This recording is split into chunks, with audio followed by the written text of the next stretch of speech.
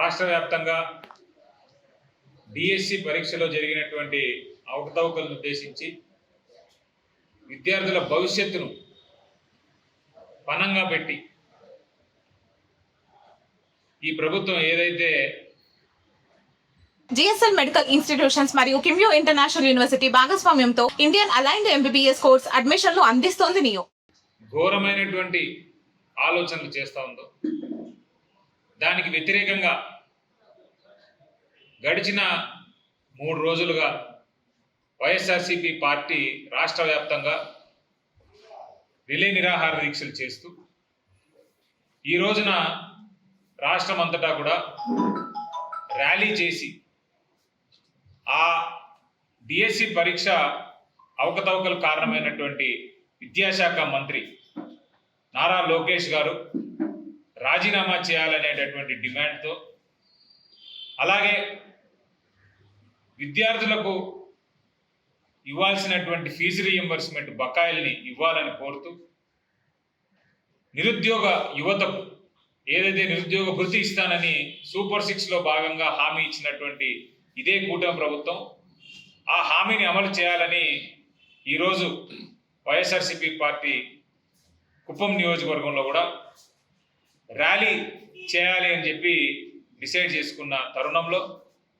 అదే రోజున అదే టైంకి కావాలని మరి తెలుగుదేశం పార్టీకి సంబంధించిన వాళ్ళు కూడా డిఎస్సి విజయోత్సవ ర్యాలీ అనే ఒకటి పెట్టడమే కాకుండా మేము సెక్షన్ 30 అమల్లో ఉంది అని చెప్పి వారం రోజుల క్రిందటే మరి ఇక్కడ ఉండేటటువంటి లోకల్ డిఎస్పీ గారికి పర్మిషన్ అప్లై చేస్తే ఆ రిక్వెస్ట్ని డినై చేస్తూ మరి ఆయన ఆ రిక్వెస్ట్లో మాకంటే ముందుగానే కూటమి ప్రభుత్వం కానీ తెలుగుదేశం పార్టీ కానీ పర్మిషన్ అడిగినట్టుగా, ఆ పర్మిషన్ అడిగినారు కాబట్టి వారికి ముందుగా పర్మిషన్ ఇస్తున్నట్టు, మాకు పర్మిషన్ లేనటువంటి కారణంగా ఈరోజు ర్యాలీ నిర్వహించకూడదు అని ఆంక్షలు పెడుతూ మరి ఎవరైతే ఈ ర్యాలీని పర్మిషన్ లేకుండా చేస్తారో వారందరి మీద కూడా యాక్షన్ తీసుకుంటాము, వారందరూ చట్టరీత్యా అర్హులు అన్నటువంటి విషయాన్ని నిన్న ఆయన ఆ లెటర్ ఆ పర్మిషన్ రిజెక్ట్ చేస్తూ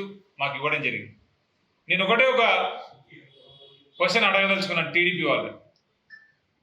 ఒక ముఖ్యమంత్రి నియోజకవర్గంలో నిరసన ర్యాలీ తెలియజేస్తున్న తరుణంలో మీరు భయపడి ప్రజల్లోకి ఎక్కడ ఈ నిజం వెళ్ళిపోతుంది అనేటటువంటి ఆలోచనతో భారీగా విజయోత్సవ ర్యాలీ చేసి మళ్ళీ ప్రజల్ని మభ్యపెట్టాలనేటటువంటి ప్రయత్నం తెలుగుదేశం పార్టీ వాళ్ళు చేస్తున్నారంటే నిజంగా ఇది సిగ్గుచేటు.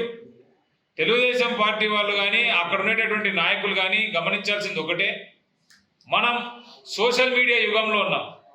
ఒక్క పోస్టుతో ధర్మేంద్ర ప్రధాన్ లాంటి ఒక సీనియర్ మినిస్టర్ని దించేసినటువంటి కాలంలో ఇంకా మీరు ర్యాలీలు చేసి లేకపోతే ఈ కార్యక్రమాలని అడ్డుకుంటే ప్రజల్లో నిజాలు తెలియకుండా ఉంటాయనేటటువంటి భ్రమలో బతుకుతా ఉన్నారు. ఏది ఏమైనప్పటికీ కూడా ఎన్ని ఆంక్షలు విధించినా నిజంగా కుప్పం నియోజకవర్గంలో ఇదొక చేదు అనుభవం, ఇదొక బ్లాక్ డే. ప్రతిరోజు ప్రతి సర్కిల్లో ప్రతి మండలంలో ఎక్కడ నుంచి కూడా మా క్యాడర్ రానియకుండా ఈ నిరసన ర్యాలీలో పాల్గొనకుండా మరి పోలీసు వారు ఎక్కడికక్కడ ఆంక్షలు పెడతా ఉన్నారు. ప్రతి నాయకుడికి ఫోన్ చేసి నిన్న రాత్రి 9 గంటలకు 10 గంటలకు కూడా ఫోన్లు చేసినారు. మీరు ర్యాలీకి వెళ్ళకూడదు, మీకు పర్మిషన్ లేదు, మీరు వెళ్తే మీ మీద కేసులు పెడతాం, రాబోయేటటువంటి కాలంలో మళ్ళీ మీ మీద మేము యాక్షన్ తీసుకుంటామని బెదిరిస్తూ ఉన్నారు. చిన్న చిన్న కార్యకర్తలను బెదిరిస్తూ ఉన్నారు. ఎవరైతే ఇక్కడికి బైకుల మీద కార్లలో వస్తున్నారో వాళ్ళని ఆపేసి వాళ్ళని డీటైన్ చేస్తూ ఉన్నారు. నేను అడుగుతా ఉన్నా, ఎందుకు ఇంత భయం? ఏం జరిగిపోతుందని పోలీసు వాళ్ళు ఇంత అత్యుత్సాహం చూపించి మరి ఇన్ని ఆంక్షలు పెట్టి వైఎస్ఆర్సీపీ పార్టీని ఆపాలనేటటువంటి ప్రయత్నం చేస్తూ ఉన్నారు. నిజం తెలియడం, డెమోక్రటిక్గా ధర్నా చేయడం అది కాన్స్టిట్యూషనలీ మా రైట్.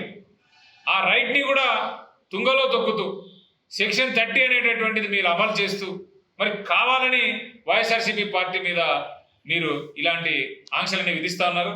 ఇది ఎంతో కాలం కొనసాగదు. ప్రజల్లోనే మార్పు మొదలైంది. ఈరోజు జగన్మోహన్ రెడ్డి గారు ఎక్కడ యాత్ర చేపట్టినా, ఎవరిని పరామర్శించడానికి వెళ్ళినా, ఏ ఒక్క ఇష్యూ మీద ఆయన ప్రజల్లోకి వెళ్ళినా కూడా అశేషమైనటువంటి స్పందన మరి ప్రజల నుండి వస్తూ ఉంది. అది చూసి తట్టుకోలేకనే కూటమి ప్రభుత్వం ఇలాంటి కార్యక్రమాలన్నీ చేస్తూ ఉన్నాయి. ఏది ఏమైనా అయినప్పటికీ కూడా ఈరోజు వైఎస్ఆర్సీపీ పార్టీ నేతృత్వంలో కుప్పం నియోజకవర్గంలో ర్యాలీ అనేది ఖచ్చితంగా జరుగుతుంది. జరిపించి తర్వాత వీళ్ళు చేస్తూ ఉండేటటువంటి దారుణాలు ఎక్స్పోజ్ చేయడానికి కూడా మేము సిద్ధంగా ఉన్నాం. మాదొకటే ఒక డిమాండ్, నారా లోకేష్ గారు విద్యాశాఖ మంత్రిగా అనర్హుడు, ఆయన ఎటువంటి పరిస్థితుల్లో కూడా రాజీనామా చేయాలనే డిమాండ్తోనే మేము ఈరోజు ముందుకెళ్తాం.